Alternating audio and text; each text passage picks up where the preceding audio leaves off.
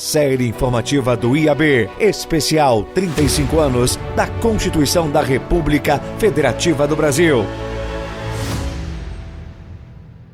Dr. Bernardo Cabral, advogado, relator da Constituinte de 1988. Obrigada pela oportunidade de estar aqui conosco no Instituto, nos recebendo aqui no seu gabinete na CNC. E hoje nós viemos falar sobre os 35 anos da Constituição Federal de 1988. A primeira pergunta que eu lhe faço é como se deu a escolha do relator da Constituinte de 1988? Como levou esse processo? Como o senhor chegou a esse posto? Isso é uma história longa que eu vou abreviar. Quando eu cheguei na Constituinte, eu vinha de um passado de deputado federal cassado, perdi os 10 anos de direito político, perdi o meu lugar de professor na universidade, encerraram a minha carreira, de modo que eu trazia uma experiência muito grande. Por quê? Porque neste meio tempo em que eu fui cassado e que eu voltei para a Constituinte, eu tinha exercido a presidência da Ordem dos Advogados do Brasil. Eu sou da turma de 54. Curiosamente, daqui a um ano e meio eu vou fazer 70 anos de advogado. Ora, naquela altura, em 87, eu fui ao Ulisses e disse que sabia que tinham 2 candidatos para serem relator e, por coincidência, ambos eram líderes do nosso partido, do meu partido, que era o PMDB. Eu fui fundador do MDB. Depois se criou o PMDB. Então, era natural que a minha continuidade fosse no partido que tinha dado sequência ao MDB, que era a oposição ao governo militar. E, curiosamente, os 2 candidatos eram muito fortes, porque um era líder do partido no Senado e outro era líder do partido na Câmara. O líder do partido no Senado era o senador Fernando Henrique, que depois foi presidente da República, e o líder na Câmara era o deputado Pimenta da Veiga, que depois foi candidato a governador de Minas. Se diziam a poucas línguas, ou as chamadas redes do corredor, que o Fernando Henrique, como era de São Paulo, tinha o apoio do Ulisses. E o Pimenta da Veiga, como era de Minas, tinha ele sido prometido pelo então presidente eleito, Tancredo Neves, que quando ele assumisse, convocaria a Assembleia Nacional Constituinte e escolheria o deputado Pimenta da Veiga como relator. Ora, isso protestou de várias pessoas o seguinte comentário: mas como? Então isso é compadrio? Nós que lutamos pela democracia, estão sendo escolhidos, quem tem que escolher é o partido. O partido era a maioria. O partido, se fosse brigar com quem quisesse, teria feito a Constituinte sozinho, que nós temos uma maioria esmagadora. E ocorre que também, da minha parte, houve esse protesto, porque eu virei para o Ulisses e disse: olha, eu não posso aceitar que o Fernando Henrique é um homem talentoso, mas não é advogado, e o Pimenta da Veiga, que tem 4 anos, assim, e eu sou advogado já com mais de 15 anos de advogado, fui presidente da Ordem dos Advogados. Então, como é que eu vou concordar que isso seja, de uma hora para outra, escolhido dessa? E nós fomos, então, para o plenário do nosso partido. E na primeiro orador foi o Fernando Henrique, o segundo fui eu e o terceiro foi o nosso Pimenta da Veiga. É evidente que quando eu falei depois do Fernando Henrique, eu procurei liquidar com o discurso dele e antecipei também a liquidação do meu sucessor. Como? Eu virei para todos que estavam ali presentes e disse: olha, o senhor Fernando Henrique, que é um notável parlamentar, e o Pimenta da Veiga, não tem a minha independência, porque eu fui cassado pelo governo militar, eu quero ser eleito pelos senhores para que tenha independência na feitura da Constituição, e com isso me debrucei, não vou aqui perder tempo, e o resultado foi que a primeira apuração, o Fernando Henrique teve 90 votos e foi excluído porque o Pimenta da Veiga e eu tivemos 94. Fomos para um segundo escrutínio e é evidente que do segundo escrutínio o pessoal do Senado, os senadores, votavam em mim porque eu tinha um nome. Conclusão, eu tive 110 votos e o Pimenta da Veiga não chegou a 100 votos. Com isto, eu fui eleito relator de uma Assembleia Nacional Constituinte, não nomeado pelos donos do poder, mas sim pela escolha da minha bancada.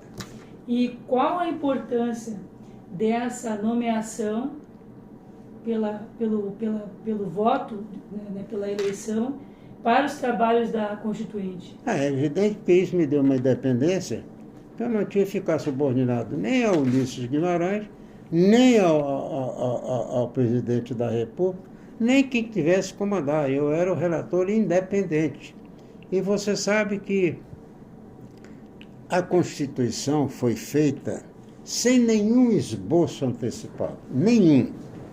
Foi tijolo sobre tijolo que começamos o nosso edifício. Por quê? Porque o esboço que tinha sido feito por uma comissão de notáveis concluía pelo parlamentarismo, e como o nosso Tancredo Neves tinha morrido, o seu vice era o Tancredo e era o nosso defensor do presidencialismo, Zé Sarney, e o Zé Sarney engavetou, não mandou nada. Então, nós não tínhamos absolutamente nada. Criamos 8 comissões temáticas, que se dividiram cada uma em 3 subcomissões, depois teve a comissão final. Só que nessas primeiros, o relator não mandava, mas quando passou ao resultado de que tinha que examinar o que vinha das comissões temáticas e das subcomissões, eram 2.000 e tantos artigos, e às vezes se superpunham, repetições. Ele tinha um poder muito grande. E foi esse poder de independência que eu sempre tive a conciliação como relator. Nós fazíamos nenhum lado, nenhum outro. Ou seja, naquela altura nós tínhamos no mundo um regime comunista de um lado, o regime dos Estados Unidos, que era chamado de regime democrático, em parte é o regime. Por que se diz em parte? Porque se um era regime comunista, o outro era regime capitalista. O leste europeu todo, era ligado à União da República Socialista Soviética. E o nosso lado daqui era chamado de quintal dos Estados Unidos. A grande coisa é que quando falam mal da Constituição, ninguém naquela altura, nenhum desses que eram capazes de ser profetas, diziam que o muro de Berlim caiu. E o muro de Berlim caiu 2 anos depois da promulgação da Constituição. Então, acabou-se aquela dicotomia que havia entre comunismo e capitalismo, acabou. Você não hoje, o que você hoje tem é a grande massa de um partido forte na sua economia, que faz a chamada economia global, do que é economicamente mais forte tenta acabar ou diminuir, ou botar dentro, que tem a economia mais pobre. Hoje você tem 2 grandes economias discutindo a economia dos Estados Unidos e a economia da China, mas já estão entrando outros. A Índia está querendo, então não existe mais a ideia de que é um regime que toma conta. E as pessoas confundem quando dizem assim, o regime parlamentarista. Não existe regime parlamentarista. Existe governo parlamentarista. O regime é regime de partido. O regime do partido tal, o regime do partido tal. Quando você quer discutir um problema de Constituição, você tem que dizer que não é regime. A Constituição faz uma forma de governo. E como nós fizemos essa forma de governo, era o sistema parlamentarista. Então você declara sistema parlamentarista, não regime parlamentarista. Isso é um equívoco em quem tem direito constitucional. Ora, o que é que aconteceu? derrubaram o sistema parlamentarista. E o que é que acontece? Quando fizeram o presidencialismo, eu chamei o seu Humberto Lucena, que era o senador e o líder dos presidencialistas, e disse na frente do senador Fogaça e do deputado Adolfo Oliveira, que eram meus. Eu lhe diria uma verdade que sempre esquece. Nenhuma pessoa foi meu relator adjunto, senão essas três pessoas. Conde Reis, Adolfo Oliveira, que infelizmente estão falecidos, e o senador Zé Fogaça, que ainda está vivo e foi prefeito de Porto Alegre. Esses sim, esses foram relatores. Então, o que eu quero colocar é que eu chamei o Humberto e disse na frente desses dois: Humberto, manda os teus amigos, os teus liderados do sistema presidencialista, te retirar do texto da Constituição, do texto do nosso projeto, a medida provisória. Medida provisória só convive com o sistema parlamentarista de governo. Vocês vão dar, com a queda do sistema parlamentarista, duas ou três ou milhares de poder a um ditador maior de todo e qualquer ditador militar que tenha passado, que tenha sido ditador. Porque este vai ser ditador, porque ele vai se sobrepor à Câmara e vai empolgar o poder sem ter sido absolutamente um ditador. Não fizeram. E aí está hoje a medida provisória, que ela é emitida, e depois, quando vem o segundo tempo, que ela, no nosso original não tinha nada disso, isso conquistaram depois. Ela vem novamente editada e embutem algumas coisas que não constavam da anterior, e até a pessoa de Jabuti alguém botou lá em cima, não tinha.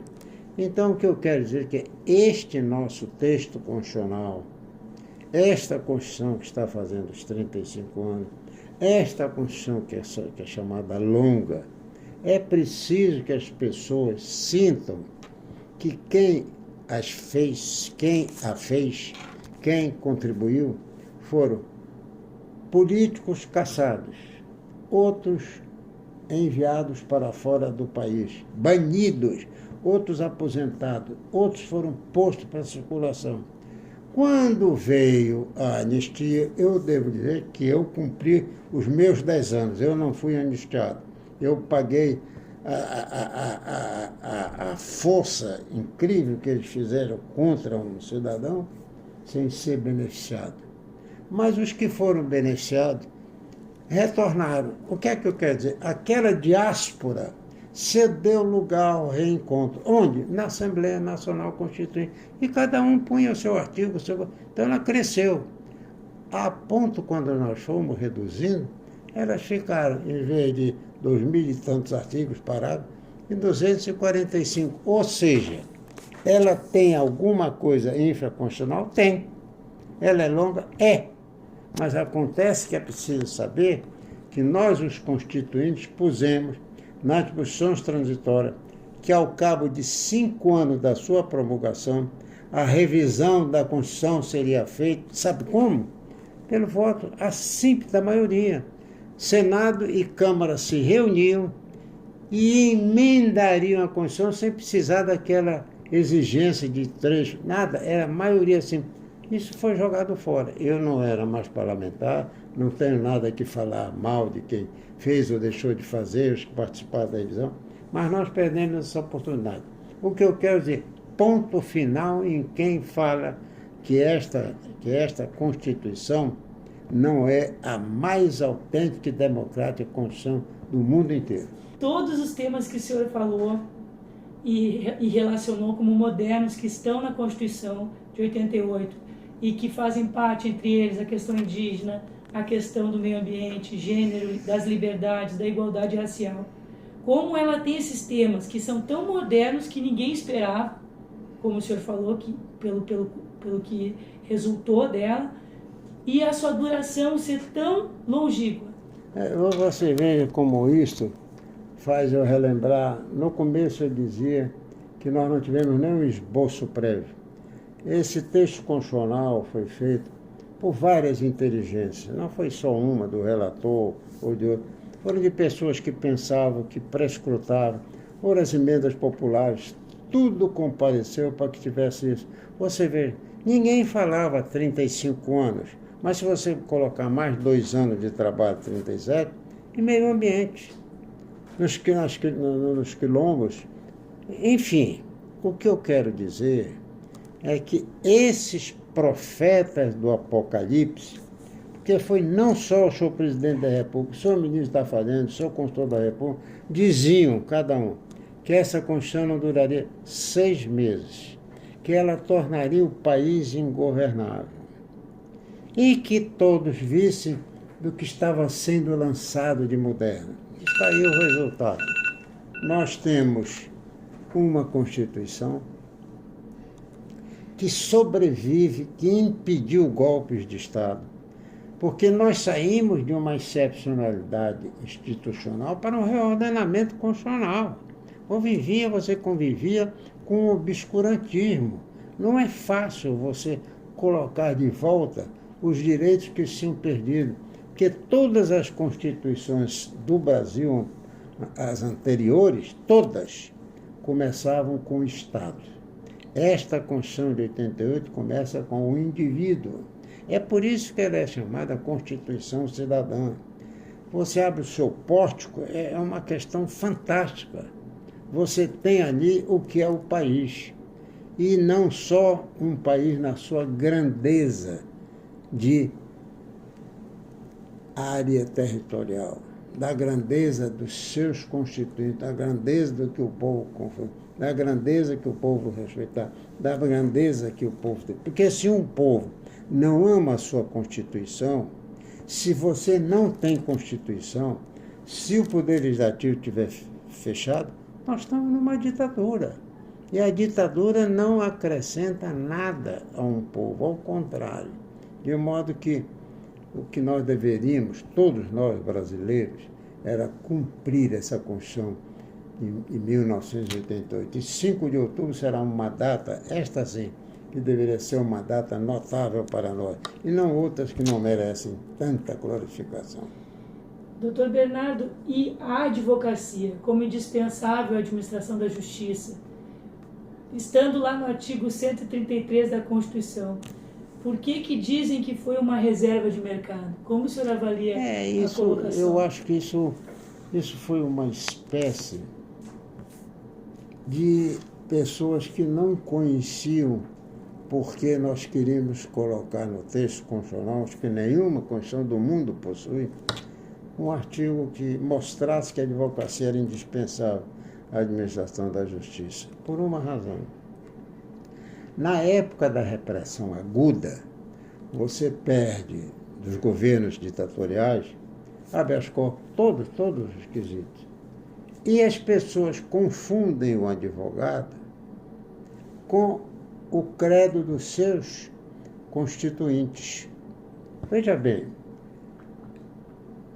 num dia qualquer, numa manhã qualquer, o governo, difícil que estava o governo, prendeu 3 conselheiros federais da Ordem dos Advogados do Brasil. Professor Heleno Fragoso, professor Susequinde do Rego e professor Gésio Tavares. Eles eram patronos de constituintes, como nós chamamos nossos clientes.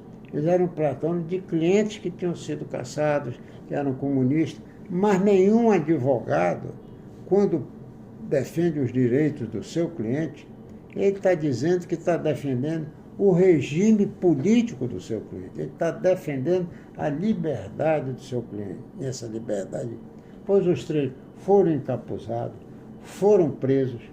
Quando eu expliquei de que não era uma reserva de mercado, que era uma afronta contra a Ordem dos Advogados do Brasil, porque fizeram essa prisão ilegal, prisão terrível, porque era para servir de coação aos demais advogados. A nossa Assembleia Constituinte acolheu a tese que eu defendi e nós derrubamos aqueles que estavam preconceituosamente dizendo que era uma reserva de mercado. E mais ainda, queriam dizer por isso, porque o relator era advogado. Quando o relator apenas estava pensando que a liberdade que não defende o meu adversário amanhã, não defenderá a minha liberdade. Nós estávamos apenas abrindo uma exceção construtiva, que era a liberdade do advogado lutar pela liberdade do seu cliente. Porque todo mundo diz que a profissão mais bonita que existe é a do médico. E dão a seguinte razão: porque o médico dá vida. Em verdade, isso é notável. Mas a única coisa que dignifica a vida é a liberdade. E a liberdade, só o advogado é quem pode lutar por ela. Porque é dele, é da sua convicção. Foi por isso que nós colocamos o 133. Não foi apenas por uma questão de advogado, foi para preservar a liberdade de quem vai atrás da liberdade do seu cliente. O IAB, como instituição jurídica mais antiga das Américas, né, fundada em 1843. Como o senhor avalia o papel do IAB na defesa da Constituição cidadã? Olha, eu frequento, sou membro do IAB há mais de 50 anos. Eu tenho 91 anos de idade. Então, na minha idade, eu tenho a capacidade de avaliar os bons presidentes que passaram, ou alguns regulares. Enfim, essa é a capacidade de quem convive e vive num lugar como eu convivo. Eu posso lhe dizer que alguns presidentes do Instituto marcaram a sua presença na história do país. E o atual presidente, eu já não convivo muito lá dentro, mas sempre vou lá e sempre que posso avalio. O atual presidente, que eu pronuncio o nome dele até com certo orgulho, porque fui condecorado por ele, se chama Cine Sanches. E ele tem sido uma espécie de seguidor dos bons presidentes, ou dos ótimos presidentes, porque tem tratado os seus colegas, não só com o cuidado que tem, mas defendendo, porque ele participa do reunião do Conselho Federal da Ordem do Brasil em Brasília, defendendo os quase 200 anos do Instituto. Porque, a partir de um certo momento, o presidente do Instituto dos Advogados, como você referiu, já tem uma longevidade que nenhum da América tem. Ele precisa se compenetrar de que ele não é apenas agora o simples advogado. Ele é o presidente de uma casa de juristas. E se eventualmente não agrada um ao outro, porque é natural, ele tem o dever de dizer que acima de todos está o nome da instituição. Quanto a isso, eu acho que nós temos bem, eu me sinto bem com a atual administração. E devo lhe dizer que quando o advogado está fora do país, ele sempre pensa em ser membro do Instituto dos Advogados.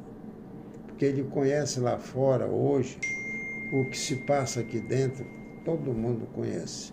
De modo que eu lhe digo que a atual presidência está bem aprovada. Muito obrigada, doutor Bernardo Cabral. Gostaria de deixar uma mensagem final para essa entrevista? Não, eu acho que a minha mensagem final já tem dado quando eu disse aos 91 anos, que frequenta os 50 anos, eu apenas dizer, quem não é do Instituto, procure ser para aprender.